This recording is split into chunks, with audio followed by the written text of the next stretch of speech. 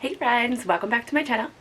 Today I'm wanting to talk about some of my favorite middle grade books that I read in 2019 for two reasons really.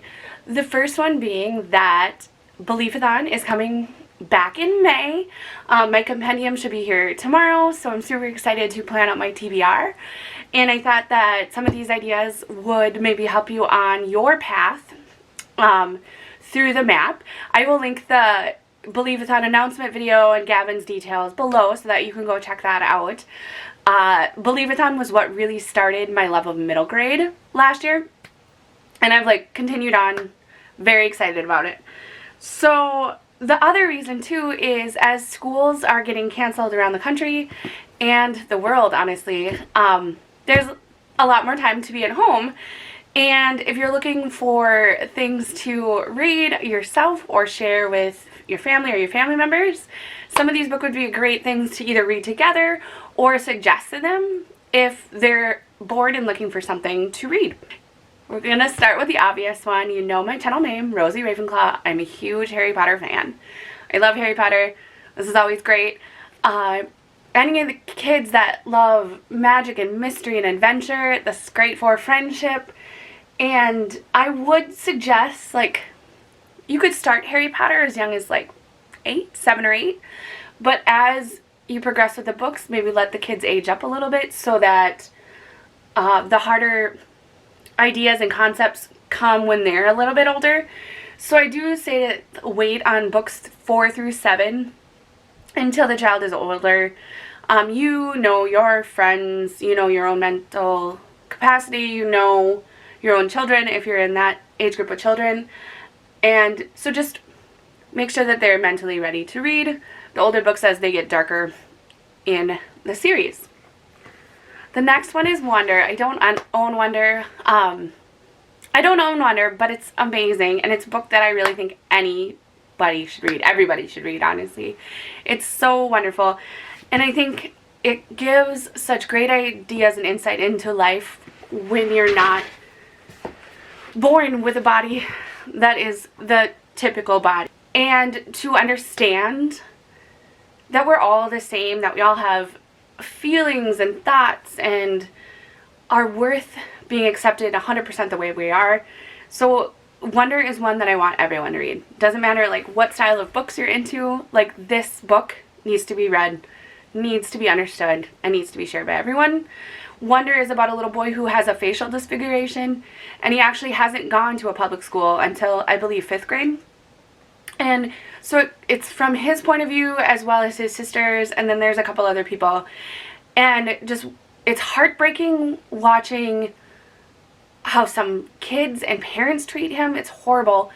But then it's also heartwarming to see how he deals with it and is so encouraging, and how those that can see past something that really doesn't matter in the long run and can be such good friends with him. So I love Wonder. Please read it. It's amazing.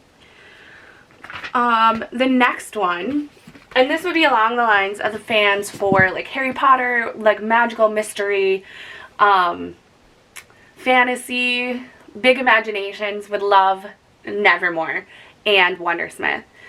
Nevermore is one I found last year and I really, really loved it. Morgan is about to die, or so she thinks, on her birthday, and Juniper North comes and saves her and brings her to this magical, wonderful town. But then she also has to go into a set of trials to get into Wondrous Society. So much love for this book. It's so fun, well written, easy to read. I mean, it is a thicker book for middle grade, but it goes fast. So definitely, totally say anybody that loves magic and mystery and just such imaginative places, Nevermore is great. The next one I have is Malamander. I loved Malamander so much.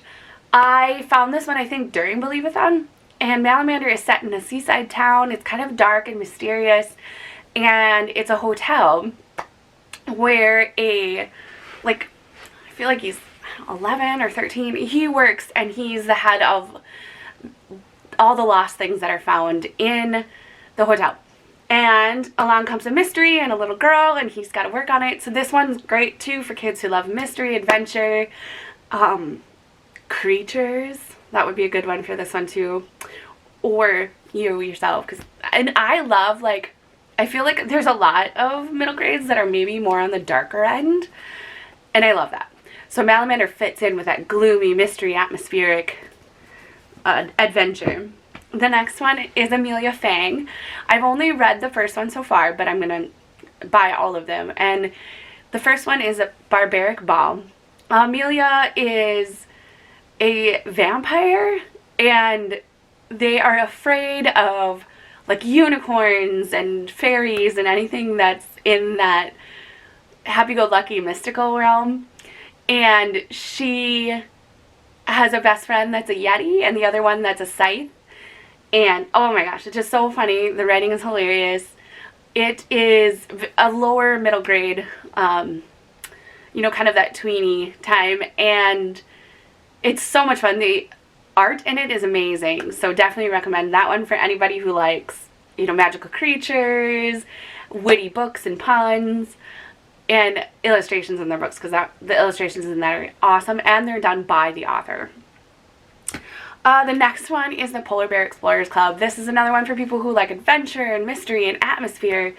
So a girl goes with her adopted dad on a exploration. It's hilarious.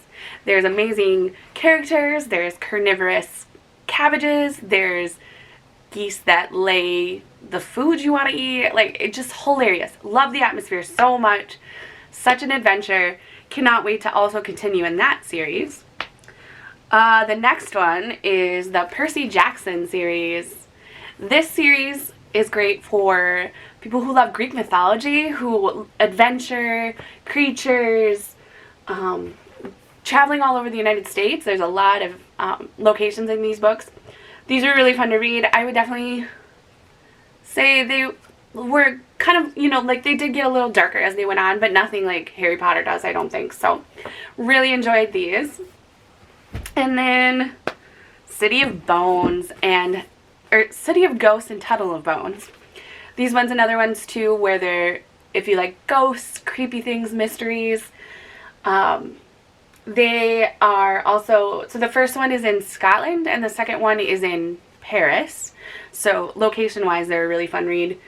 And they're about Cass and her best friend who is a ghost.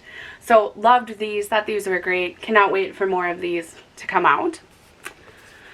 The next one is Matilda. It's an older one, but I love it. And I did reread it again last year, I think during the Believathon, and just remembered how much I loved it and how amazing Roald Dahl is. So if you want to kind of go back in time and read just the mysteries and the magic of books in general, Matilda is so great. It's funny, it's hilarious. I think any of his stories would be perfect for Believathon too, and for a stay-at-home day. And then finally, the last one is Frostheart. This was the group book for Believathon. I was so excited to get it, and it did not disappoint. Gavin from How to Train Your Gavin loves this book. He's actually got to meet Jamie Littler, and it's so amazing. It's an adventure. It's got yetis, and he's got magical abilities, and it's all in a winter world. So definitely a great book, a great adventure. And then there is awesome, let's see if I can find, there's awesome illustrations in this book too that were also done by Jamie Littler, I believe. Actually, I just realized that Laura Ellen Anderson from Amelia Fang series actually blurbed this one. A feast for the eyes and the imagination. So definitely love those. I hope these give you some ideas for Believathon books or things for you, your friends, or your family to do as we're at home a little bit working on not sharing germs.